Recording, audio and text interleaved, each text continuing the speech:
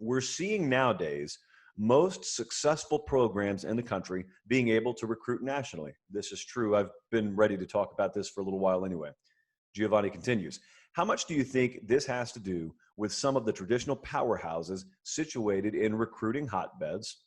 I'm also wondering which program, if they were able to return to national prominence, do you think could shift the balance of power in college football the most? Thank you and much love from Europe. How about that? Europe. We've also got a fair amount of viewers in Japan, in Guam. We got them everywhere.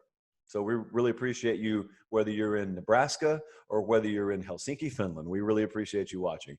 So let's talk about this. Why are programs able to recruit nationally? Why does it seem like, and this is backed up by data, this is not just a few kids going somewhere being an anecdotal example.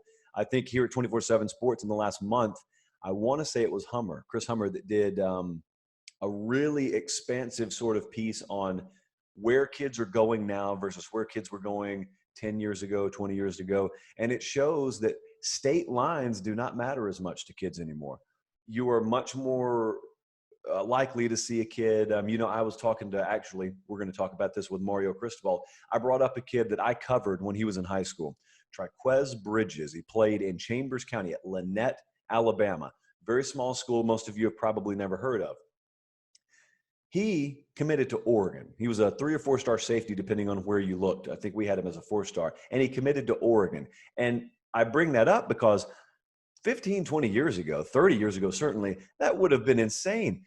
You probably had never even heard of Oregon if you're going to school in Lynette, Alabama. Think about how smaller the world feels now with the fact that everyone's on TV, every program's on TV every Saturday, and also what phones do, just nothing more than a phone, and having access to social media and whatnot. I know that's always the giveaway explanation and the cop-out explanation, but I think it is accurate here. It builds a bridge. Technology builds bridges to where what once looked like it was just another world is now, it's not that far. I mean, hop on a plane, 4 hours. How many times am I making that trip anyway? So I think that's part one. Part two, and this is the really interesting part of this question to me that Giovanni asked, is which national power out there, if they rose to prominence again, which one of those could have the biggest ripple effect, the biggest impact on the sport? Now, I didn't read what Giovanni put in parentheses, but they said, i.e., Michigan, Penn State, Notre Dame.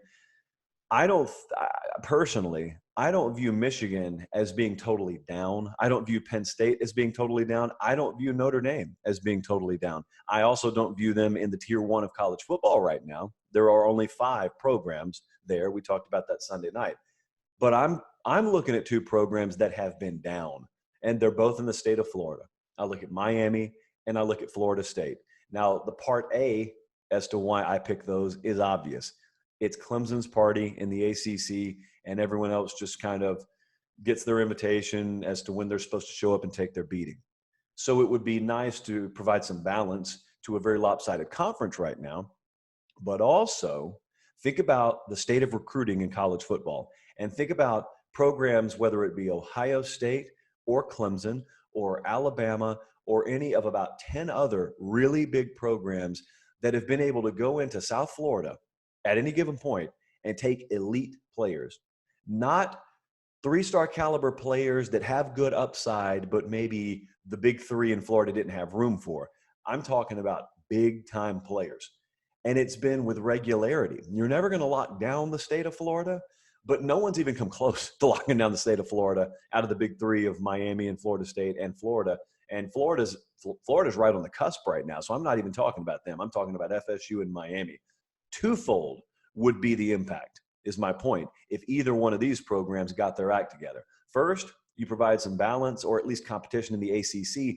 But secondly, maybe one of those programs capitalizes and latches onto a critical mass of the talent in South Florida that escapes the state right now. So you have an elevator situation of them going up, while also collectively programs that have been relying on being able to raid the talent in South Florida, maybe they're either going down, or at the very least, they're having to look elsewhere for the lion's share of their talent. Good question, though.